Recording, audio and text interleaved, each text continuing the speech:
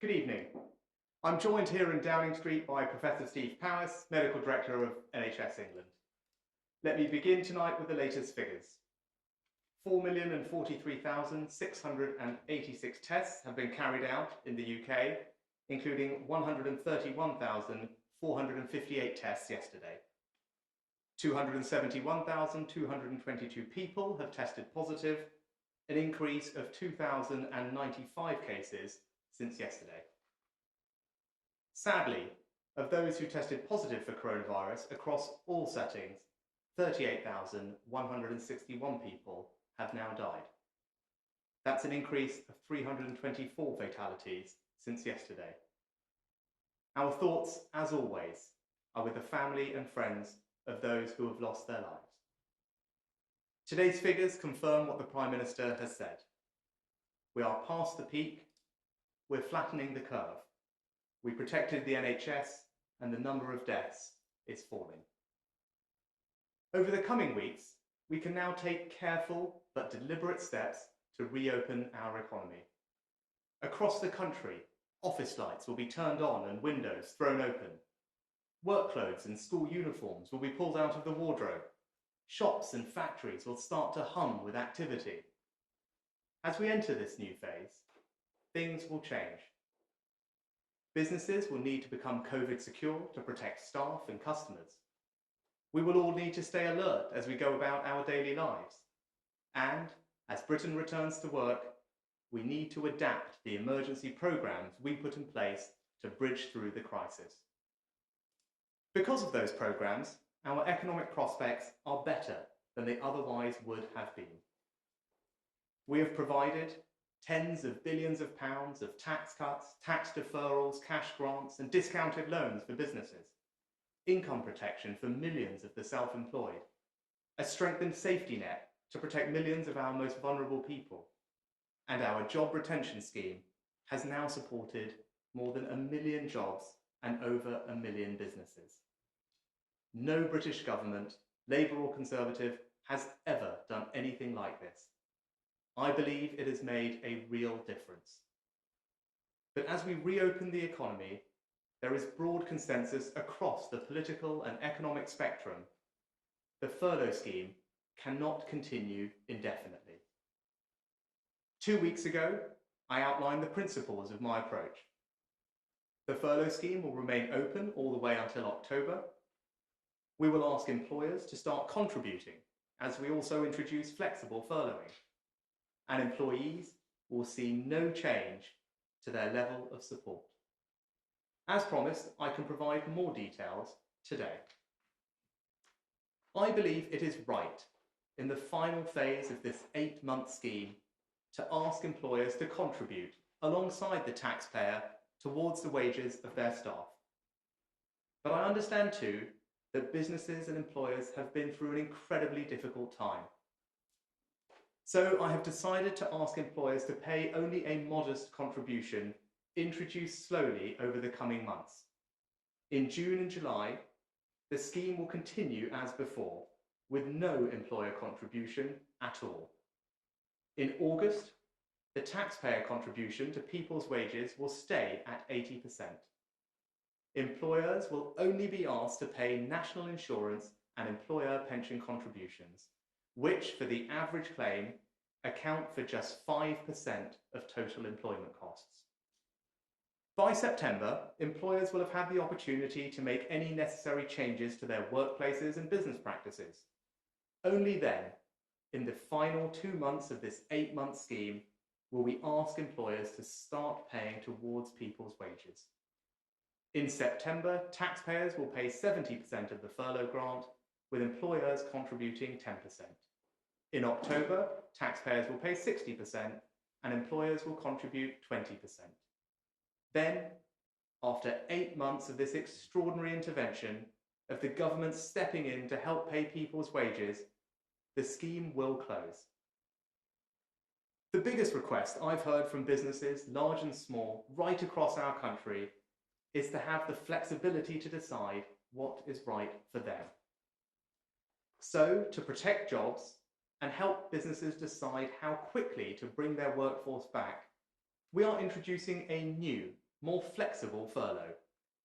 This is a critical part of our plan to kickstart the economy. The financial security of the furlough scheme has been a relief for many, but at the same time, people want to work. No one wants to be at home on furlough. No one wants to feel unable to contribute.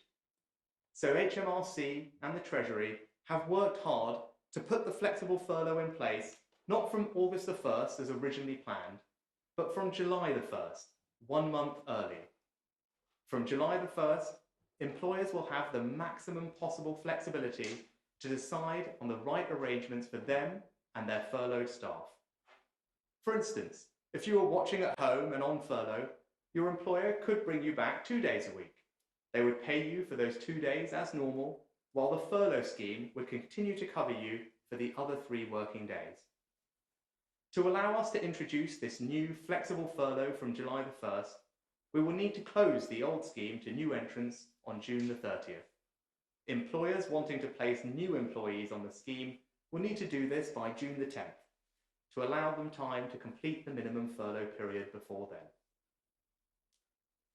Alongside the furlough scheme for employees, our economic response has also supported the self-employed. 2.3 million people have now applied for our income support scheme. I know people have been waiting to hear whether the scheme will be extended, and I understand people have been anxious. I can confirm today the self-employment income scheme will be extended with applications opening in August for a second and final grant. The final grant will work in the same way as the first did, paid out in a single instalment covering 3 months' worth of average monthly profits. To maintain the sense of fairness alongside the job retention scheme, the value of the final grant will be 70%, up to a total of £6,570. Otherwise, there will be no changes and no further extensions to the schemes, which continue to be some of the most generous in the world. Our economic response to coronavirus was designed to keep people in work, protect people's incomes, and support businesses, all to give us the best chance of recovering quickly as the economy reopens. These measures have been on a scale unmatched by any government in recent history. But I do want to acknowledge that we haven't been able to support everyone in the exact way they would want. I understand some people have felt frustrated, but you were not and have not been forgotten. Even if you don't qualify for the furlough or self-employment schemes, we've provided a wide range of support, from discounted loans to tax cuts, mortgage holidays, and enhanced welfare. Now, our thoughts, our energies, our resources must turn to looking forward, to planning for the recovery. And we will need the dynamism of our whole economy as we fight our way back to prosperity. Not everything will look the same as before. It won't be the case that we can simply put the key in the lock, open the door, and step into the world as it was in January. We will develop new measures to grow the economy, to back business, to boost skills, and to help people thrive in the new post-COVID world. Today, a new national collective effort begins to reopen our country and kickstart our economy. Thank you. Steve. Thank you, Chancellor, and good afternoon, everybody. I'd like to take you through today's data slides. The first slide, as ever, provides some data on social distancing and how our response has been to our social distancing guidelines. And this is information coming from the Office for National Statistics Opinions and Lifestyle Survey, 21st to 24th of May. And that shows that 88% of adults have avoided contact with older and vulnerable people, that 98% of adults have said that they have tried to stay at least 2 meters away from other people when outside their home. 29% of adults are now using a face covering, when outside their home to slow the spread of COVID-19. And 39% of adults in employment have been working from home compared to around 12% last year. So again, good evidence of compliance with social distancing measures. The next slide takes us into testing and the number of new cases. And as you can see in the top graph, the number of tests undertaken each day has been increasing, and that's increased very much during April and into May. And you can see that that number continues to be at a level above 100,000. On the bottom graph, you can see the new confirmed cases that have come out of that testing. And you can again see that there is a steady decline in those numbers, particularly noticeable on the 7-day rolling average. But as I think the Chief Scientist said yesterday, the Office for National Statistics survey of random household individuals show that there are indeed more cases than are coming forward as part of this testing programme. And now that Test and Trace is in place, we anticipate that that gap might close between those two figures. Next slide. So now we look at data from hospitals.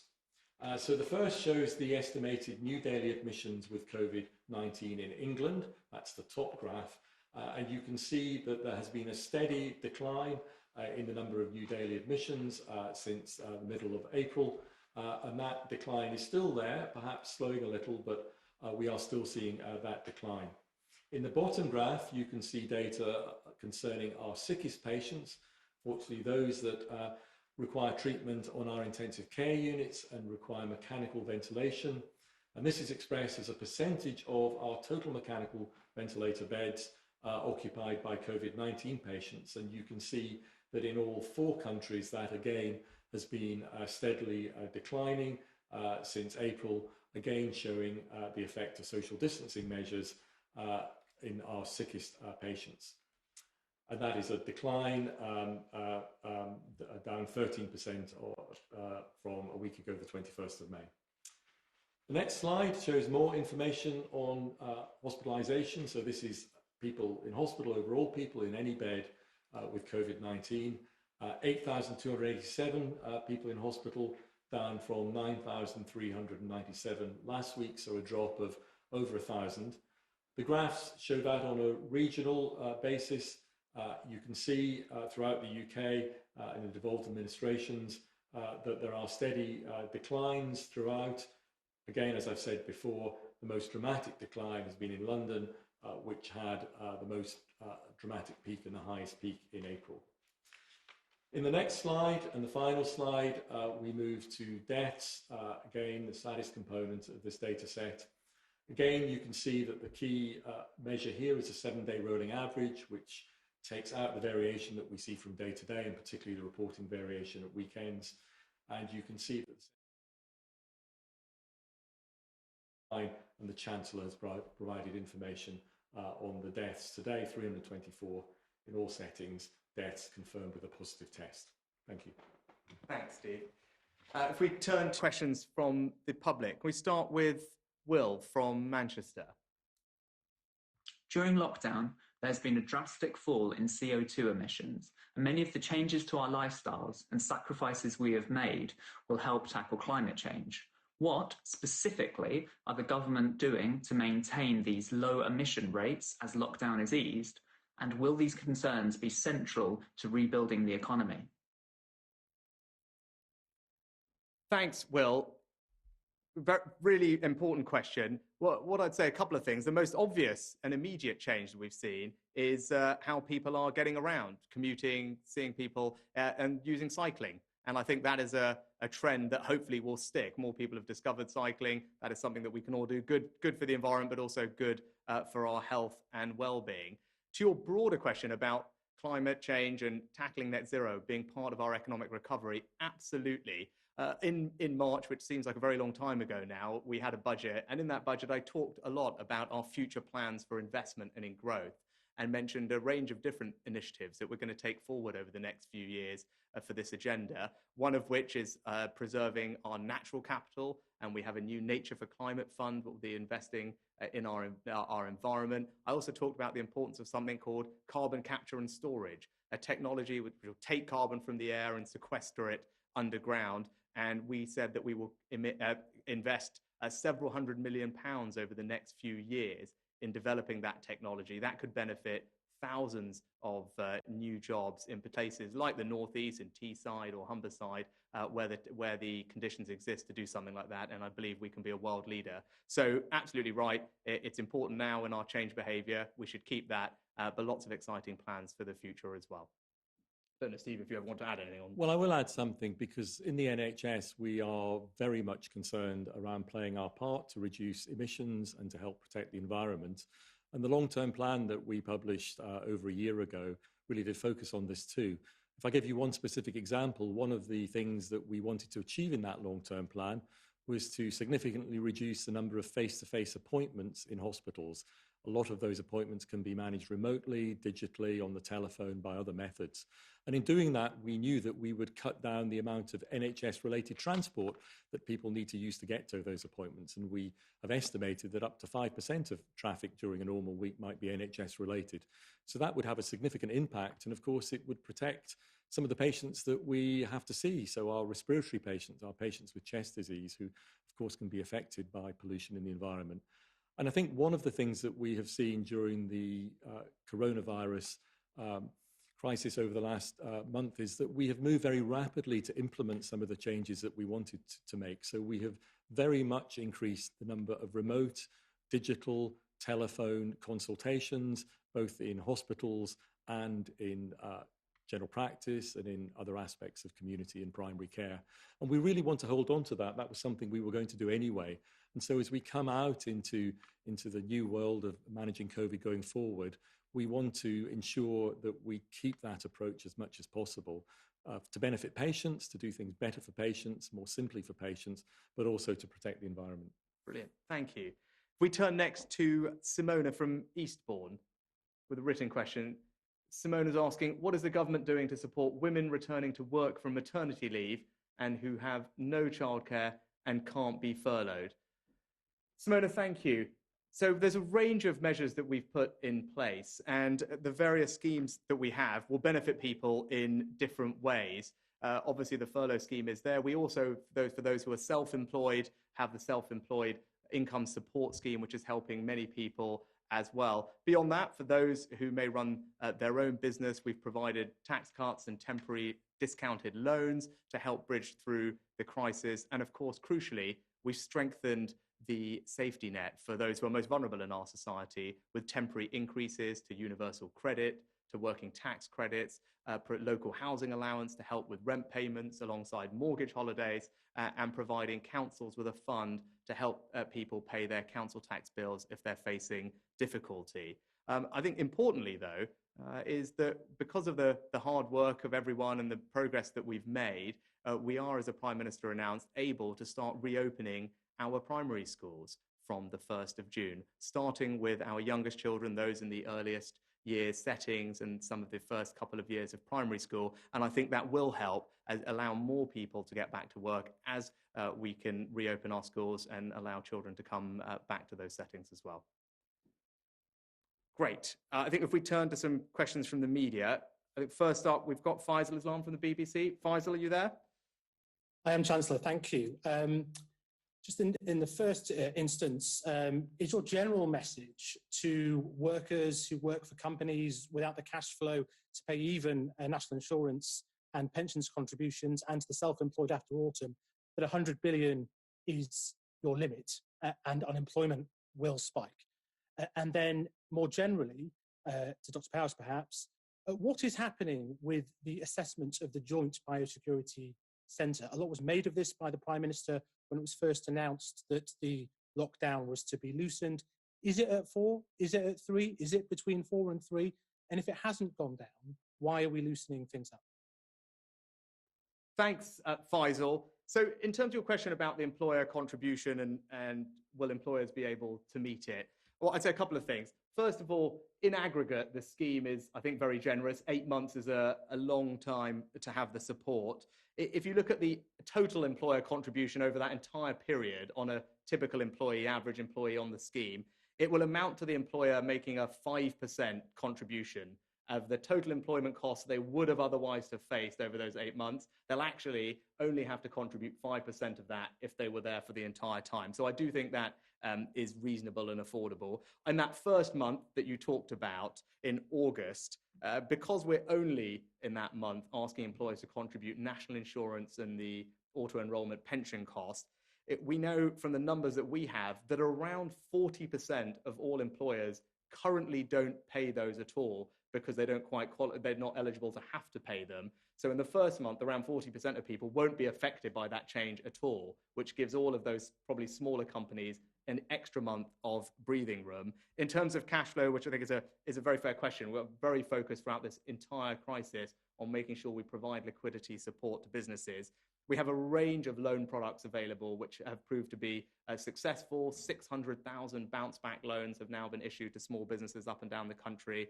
And with the furloughing schemes, we've designed them in a way that companies can apply in advance of payroll, so they receive the grant from the government so that it can help them use that grant to pay their payroll as well, which was a big ask from business, and we were able to design the schemes in a way that did that, which also will help with cash flow. Steve, do you want to take the other question? Yes, thank you, Faisal. So on the Joint Biosecurity Centre, as you probably know, that is currently under development. It is setting itself up with advice from various government departments. I know it is feeding its information, even at this early stage, into the 4 chief medical officers who have to think about alert levels across the countries in the UK. I think from the NHS point of view, if I can speak from the NHS point of view as NHS National Medical Director, one of the key things that we need to ensure is that we are linked into the Joint Biosecurity Centre so that any changes in alert levels or any changes in early warnings around the transmission of the virus can be used by the NHS in determining its planning going forward. So we need to be able to respond, as we did so magnificently in April, to a surge. If we see a change in the amount of infection in the community, the NHS needs to be able to do that again. So for us, it's really important that we link in to the centre so that we have that dialogue and understand when we might need to adapt what we're doing. Faisal, anything to follow up on? Just can I check that 100 billion number? Is that roughly what we're looking at for the total cost of the 2 schemes over 8 months? And then again, just to Dr. Powis, what has gone on with the testing numbers? For 6 days, we didn't have people tested numbers. Have you sorted out whatever the problem was there? I think, Faisal, in terms of the cost estimates, as you know, the Office for Budget Responsibility have provided a range of estimates, which I would point you to. And we publish, obviously, a weekly a calculator or weekly projection of where we are in the scheme and the total claims. It's difficult now to say what the aggregate cost over the entire life will be, because now that we've introduced part-time furloughing for the last few months of the scheme from July, that will obviously adjust people's working patterns, bring people back from furlough into work. It's difficult to predict precisely exactly how that will work, so I can't give you a precise estimate, but I would refer you to the OBR numbers, which I think you referenced, which are probably the best estimate that we have at the moment from anyone who's looked at this in detail. I can't give you a specific answer on the testing numbers, but testing is increasing all the time. And this week we have started adding in the antibody test, the serology test that tells you whether you have had the virus rather than whether you've got it. And that is being rolled out now in hospitals and healthcare facilities as we speak. Brilliant. Thank you, Faisal. If we could turn next to Ed Conway from Sky. Ed? Yeah, thanks, Chancellor. I mean, this feels like a big moment because it's kind of the moment where you're beginning to take the UK off this extraordinary support scheme. Is it fair to say this, in kind of economic terms at least, is where the easy bit ends and the tough bit begins? So unemployment rises potentially and so on. And how tough a period do the British people need to prepare themselves for? And if I could just ask one other question supplementary to that. I noted you're calling this the flexible furlough scheme, which kind of raises a bit of a question. In the event that there is a second spike in the virus involving some more lockdown measures, will you undertake to switch the furlough scheme back on? Or once it's over, is it just over? Thanks, Ed. I think, after your first question about difficulty, I'd say that many businesses already have been facing an enormous amount of difficulty. Many people have already been facing an enormous amount of difficulty. And you asked about unemployment. Despite this extraordinary and significant intervention that we've put in place, I can't and we can't protect every single job and every single business. I have aimed and tried to make the scheme as generous as possible in terms of its duration, its flexibility, the contributions we're asking, to try and protect as many of those jobs as possible. And indeed, people like the Office of Budget Responsibility or Bank of England, or indeed I think today the Institute for Government, have talked about the fact that the scheme has achieved that aim and will mean that we are in a better place than we otherwise would have been. But I agree with you, there will be hardship ahead for many, and that rests heavily on my shoulders. I'm very conscious of that, and we are working very hard, and I will work very hard to make sure that all of those who do lose their jobs as a result of what's happening, that I'm working as hard as I can to get them back into work and good work as quickly as possible. With regard to the scheme, as I said, this scheme, as it stands in a national way, in the way that it's designed, will end in October. But if you look around the world at how long people have put these in place for, I think that compares very favorably. 8 months, as I said, is, I think, a generous and long period of time and allows companies across the UK to slowly ramp back up and gives them the best possible support that it can to do that. Steve, anything? I don't think there were no other questions. Ed, do you want to, anything else follow up on? I mean, sorry, since I have a chance, I of course. will. But because you talked about planning for the recovery, and as part of that, you might well need extra tax measures and stimulus measures to try to get the economy going. You talked about kickstarting the economy. Can you just give any sense as to what that might comprise, and in what form at least might we hear about it? Is there going to be an emergency budget, perhaps?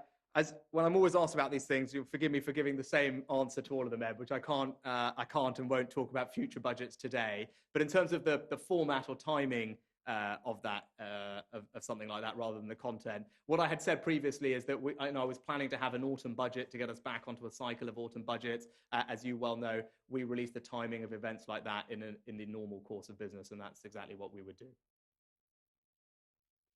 Brilliant. Thank you, Ed. Next, Andy Bell from Channel 5. Andy, hello. Yes, hello. Thank you very much. For the Chancellor, Chancellor, the government's always said it's following the science on its dealings with the coronavirus crisis, but Downing Street this morning confirmed that the alert level remains at 4. The Prime Minister had said he was hoping it was going to go down to 3, but it remains at 4, we're told today. And under the government's own definition of these levels, it's only at 3 that you can have the gradual relaxation of restrictions, but we're going ahead with the relaxation of restrictions, certainly in England. Does that mean we're no longer following the science? We're prepared to take decisions based on other factors? And Dr. Powis, how worried are you that we're just being a little bit too risky about how we're going forward with relaxing these restrictions? Andy, in terms of moving forward, what we've always said is we set out the 5 tests very clearly, and because we are now meeting the 5 tests, because of the heroic efforts of everyone at home, the NHS, everyone, we're in a position to carefully and deliberately start to release the restrictions. I wouldn't say that that's happening in a reckless or big bang way. As the Prime Minister set out, it's being done in quite a measured and phased way, progressively, to make sure that we can keep an eye on things and we're not running before we should. So, my view is we've set the tests out. We are meeting the test, and therefore we're in a position to do these moves. They are progressive and measured moves. We constantly are keeping an eye on everything. And I think Steve would probably echo that there's been no change in the dialogue or the relationship we have or the advice we receive. We remain very cognizant of the scientific advice, very engaged in it, and listening to it very strongly. Yes, well, as you know, the important thing is to keep the transmission rate, that R rate, below 1, because that means that the number of infections is declining over time rather than increasing.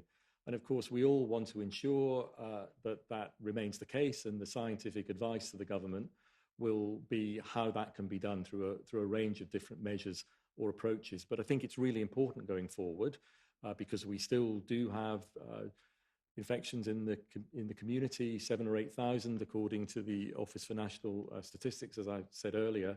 It's really important that we monitor infection rates in the community very, very closely.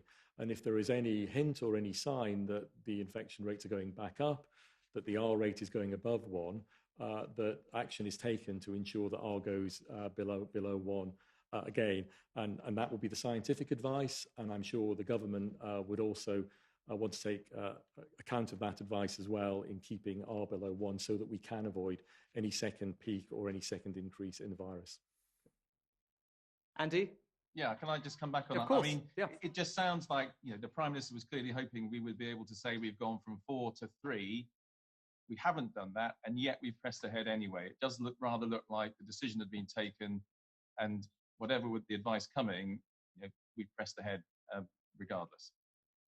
No, I'm not sure that's right. I mean, when we've made these decisions, we've always done them in conjunction with the latest scientific advice, and Steve and his colleagues are completely aware of everything we're doing. I think the other thing that Steve touched on, which I think is important and certainly has been important in the conversations I've had with Sir Patrick or Chris Whitty, are around our ability to now keep an eye on things, which because of the test, track and trace system, because of our new surveillance operation and the information we're gathering, that's something that has changed from where we were previously. We now have stood up, I think, in a very impressive effort, and I pay tribute to all the people involved in it, this ability to really track what is happening, measure what is happening across the country, and react quickly if need be in a more targeted fashion. And I know that's something that all of the scientists were keen for us to put in place, and helps give them confidence that we can move forward in this way, but we will be able to spot problems and react quickly and in a targeted fashion should the need arise.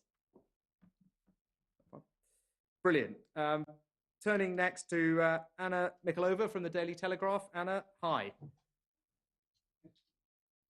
Hi, Chancellor. Many businesses have said they'll struggle to stay afloat with the 2-metre distancing rule in place, in particular in hospitality. This week, the Prime Minister suggested he would like to see the 2-metre rule reduced. Would you like to see it reduced? Well, I agree with the Prime Minister, and I think what he said was we would keep it under review as we do all of the health restrictions and measures that we've put in place to help tackle the virus. Of course, like anything else, we talk about these things with our scientific colleagues. We understand the risks are involved. And if there are reasons that are sound for adjusting things as we go, as we have progressively made other changes to our restrictions, of course, we'll consider that. But we're not there at this point. And as the Prime Minister said, we keep everything under review. Steve, I don't know if you... Well, I think Sir Patrick Vallance, the Chief Scientific Advisor, gave a very good description of some of the science and some of the things around the 2-metre rule yesterday. It's not an absolute. 2 metres is not absolute. There's an increasing amount of risk. The closer you are to an individual, and of course, the longer you are close to somebody, that's the basis, for instance, for the contact tracing in test and trace. And there are a number of other mitigations that can be taken around that 2-metre rule. I don't think the scientific evidence has changed, and the scientific evidence will continue to be presented to the government. And of course, if new evidence becomes available at any time, of course, that must be taken into account. But I don't think the science has fundamentally changed. Anna, anything else? Yeah. Well, just circling back to your the tax question earlier, you said you don't want to comment on future budgets, which is understandable, but the Prime Minister this week, in answer to that question, reaffirmed that he would maintain the commitment to all Tory manifesto pledges, which include the triple tax lock. Will you also now reaffirm that you will not get rid of that manifesto commitment? I say, as always, Anna, I agree with the Prime Minister, and would go back to what I said before. I'm not going to write future budgets today. Brilliant. James Tapsfield next from the Mail Online. Thank you, Chancellor. So far, the public sector has escaped the furlough wage cuts and the wave of redundancy from the private sector. Everyone will want to protect the NHS and frontline workers who protect us during the crisis. But is it really going to be possible to shield the wider public sector from the economic fallout we face? And Professor Powis, do you think there's a safe way to share a barbecue, or should we perhaps all be looking more to picnics over the coming weeks? Thanks, James.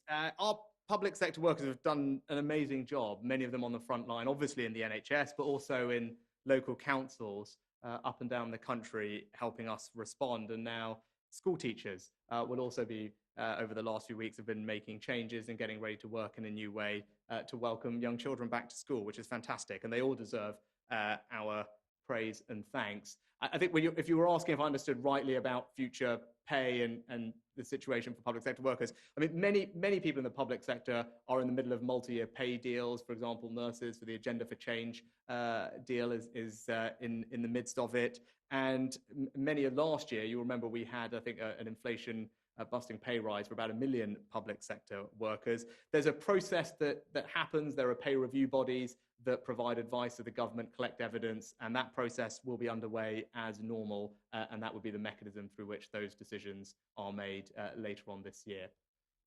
Well, I think if you're in a garden, private garden, having a barbecue, whether you're in a park, the fundamental rules around safety remain, which is the 2-meter rule, is to stay distant from each other at all times, to maintain hand hygiene, to ensure your hands are clean, you're washing your hands frequently. So I think it's those general principles around safety and reducing the risk of transmission, which need to be applied in any setting as those lockdown measures begin to be relaxed and more individuals can get together, maintain social distancing, maintain hand hygiene.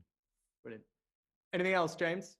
If I may, Chancellor, Of course. I was just wondering whether you considered whether it would be appropriate for ministers to take a pay cut in solidarity with a lot of workers who are facing the same as has happened in places like New Zealand. I wasn't aware of that happening in New Zealand, but thanks for letting me know. Again, I with all public sector pay, there's probably a process for that as well, which of course we'll look into. So thanks for flagging that to me. Next and finally, Nathan Stanley from Hull Daily Mail. Yes, thank you, Chancellor, and good afternoon. The first part of my question is for Professor Powis. This week, localised data from the Department of Health suggests that Hull still has a high infection rate compared with other parts of the country that perhaps experienced their peaks earlier on in this pandemic. Does that mean that Hull is still susceptible to the virus as these restrictions are lifted across the board? And does it mean that people in Hull are more likely to see local lockdowns imposed? And then secondly, to the Chancellor, Hull has one of the worst unemployment rates in the country. National Holidays has gone bust this week. P&O has said it's going to need millions if it's going to survive this crisis. The caravan industry, which is a huge employer up here, is really struggling. So, A, what is your message to people in Hull who are struggling during this crisis? And B, the billions that you sort of spoke about today, I know Faisal from the BBC asked about the cost of these schemes. They're sort of a fraction of the 500 billion that was thrown at banks that were responsible for the 2008 crisis. So can this Tory government pledge to support the workers that it's been protecting throughout after the months and years after these schemes elapse? Thanks. And I think why don't I go first? I mean, in terms of specific support to Hull businesses, like businesses up and down the country, many businesses in Hull would have received holidays for their business rates for the entire year, cancellation of business rates. You talked about the tourism industry there and caravans. So that industry has particularly benefited from a complete cancellation of its business rates. I think around probably 4,000 or so businesses in Hull would have received a direct cash grant from the government of £10,000 or £25,000 if they're smaller or businesses in the most affected industries like hospitality and leisure. And of course, they have access to all the discounted loans and other things that we've done. I think a broader point I would say is just going back to what I said earlier about our ambitions for net zero. In the budget, I outlined a range of investments in our regions up and down the country over the next few years. And a place like Hull would be a beneficiary of that. We talked about carbon capture and storage in an earlier answer, and obviously the region around Hull has seen amazing growth in offshore wind production, and carbon capture and storage again is something that could be a growth industry for a place like Hull. So I actually think there are lots of opportunities that this government will provide for everyone living in Hull and the region to participate in future growth. And with regard to standing behind workers, I think absolutely that's what this government has done. The furlough scheme, which we've talked about today in particular, was perhaps the most strongest expression of our values as a government and our desire to stand behind those working in this country who, through no fault of their own, have faced a very difficult time over the last few months. That's why we put this extraordinary and unprecedented intervention into place, to do exactly that, to stand behind Britain's workers. And on local infection rates, Nathan, I think you're quite right. There will be variation in the amount of infection around different parts of the country. That's not unusual in an infectious disease. For instance, in the flu season, which we have every winter, we see variation in the amount of flu in different parts of the country as we go through the winter months.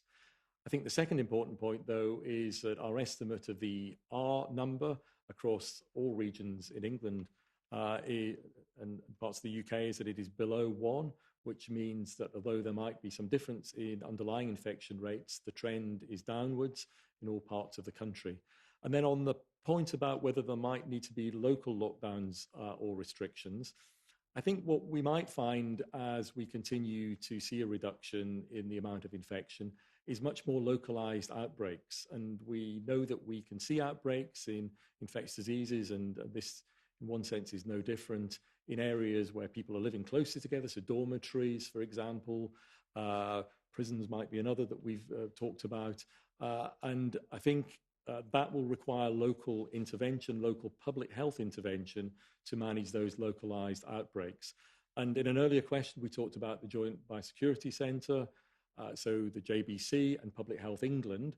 One of their key things will be to ensure that we detect those outbreaks, localized outbreaks, very early, and the appropriate interventions are made to ensure that the transmission between individuals is broken and the outbreaks dissipate before they can become a wider problem within the community. Brilliant. Thank you, Nathan. I think that brings us to the end of today's press conference. Thanks, Professor Powys, for all your time, and thank you everyone at home for your time, and thank you as ever for going through us together with this, all of us together through what is a very difficult time. But as we are seeing progressively week by week, things are improving, we are able to lift restrictions, and bit by bit we can try and get our lives back to a new normal. But it is a new normal that I believe is filled with opportunity for all of us. We've talked today a little bit about the economy, and as I said, today a new national collective effort begins. We can start to reopen our country and kickstart our economy, get our lives back to normal, and it's something that we will do all together. Thank you very much. Have a good weekend.